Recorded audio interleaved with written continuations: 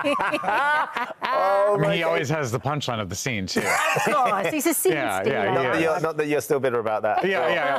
A wonderful scene from the first ever episode of Modern Family. First scene. First scene. That was the first scene. Yeah. Mitchell and Cam travelling with their baby daughter, Lily. It's just the classic Modern Family, and that mishap ensues. Honestly, Jessie, thank you so much for coming in. I'm happy to be here, Such an extraordinary series. For my son, Sam, when he was about 11 or 12, he discovered Modern Family.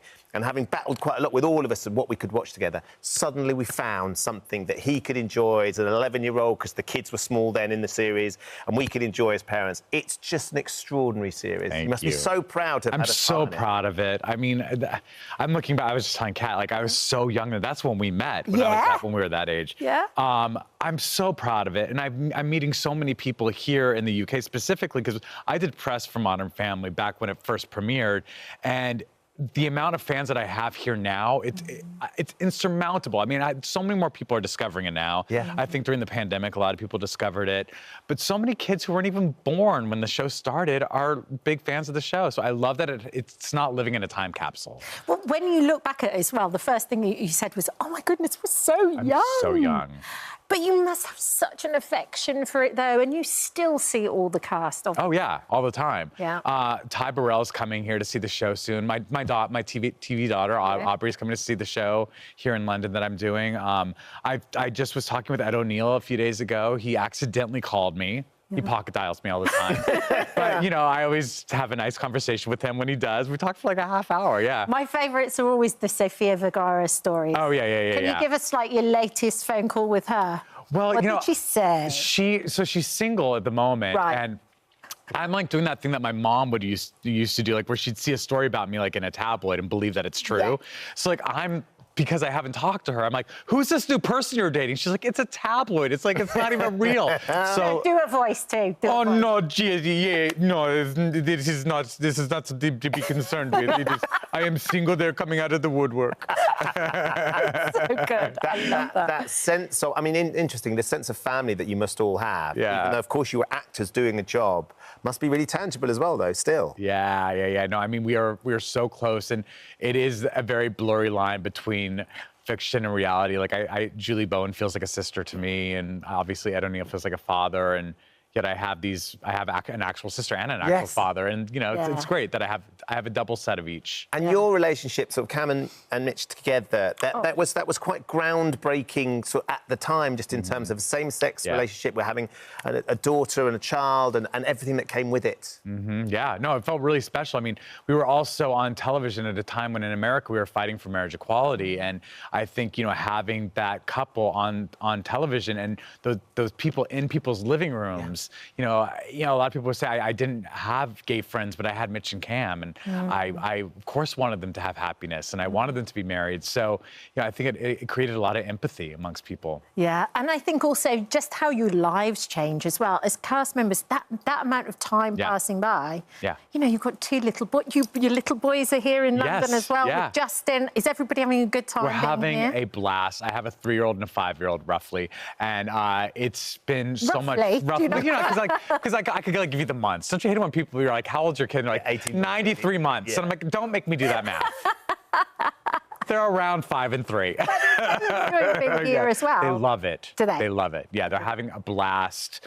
They love. Well, it's so funny because we're like, what are you most excited to see when we go to London? And he was like, the Eiffel Tower. I was like, not London, but that's okay. We did go to Paris actually, and I did see it. Close enough. Close enough. You know, it's like Europe is sort of just like. Yeah. Well, if you're used to being in the States, sure. Everything seems much closer. Yeah. And you're on at the National. I'm on at the National. I'm doing Stephen Sondheim's last musical at the National Theatre right now. I mean, that must be a bit of a dream come true. Well, I've always wanted to work in the West End, and then to work at the National, which is such an institution here. And, you know, as an American, to be able to work at the National, I know it's such a privilege. I know that it does not happen a lot. And it's also Stephen Sondheim's last musical that he wrote with David Ives.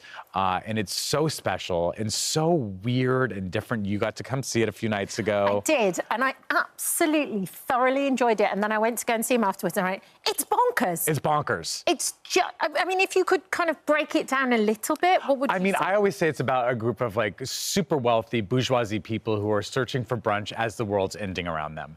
And that's sort of kind of like the theme of the show. It's based on these two Louis Brunel films. But it is bonkers, it's surrealist, it's wacky, it's abstract. People are losing their minds for it. They love it so much. Also, like, if you want to come see it, like, you should have gotten your tickets yesterday. Like, it's selling very fast. Wow. So go see what's available. Yeah. Get your tickets. It's only here for another month. I mean, because also we have to talk about the cut. Jane Krakowski. She's so brilliant. So brilliant. She kind of plays the centerpiece of the show. It's an ensemble show, but we do sort of follow her storyline. Jane Krakowski, Martha Plimpton, who I've been dear friends with for so long, who plays my wife. National treasures, Tracy Bennett, Rory Kinnear, Harry Hayden Payton. Who else? I mean, it's Camisa, this incredible actress, Camisa Dunsford-May. She is basically going to be like the next big thing here, and she's in our show.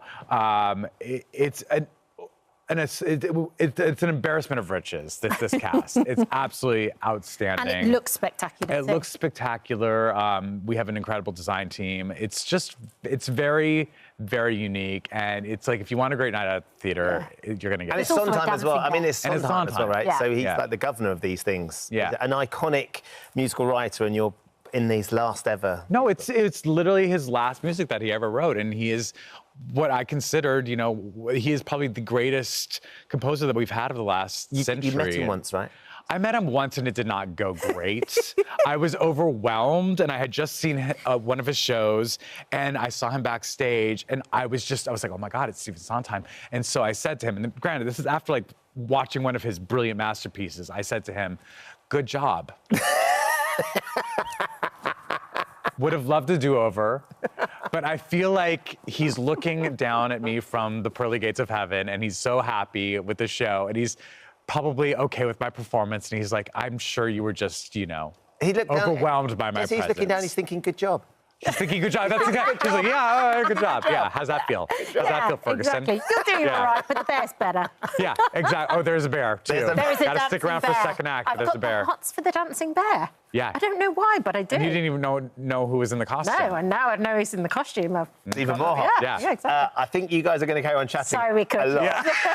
It's been lovely. Thank you for popping in and coming by. Thank you. It really is lovely to meet you. Happy to meet you. You can see Jessie in Here We Are at the National Theatre until the 28th of June. But as you say, tickets are selling super fast. So if you want to go and see it, like literally yesterday, you've got to try and get some ASAP. Get out. Thank you for visiting our This Morning YouTube channel. We upload new content every day. So go ahead and hit that subscribe button so you don't miss out.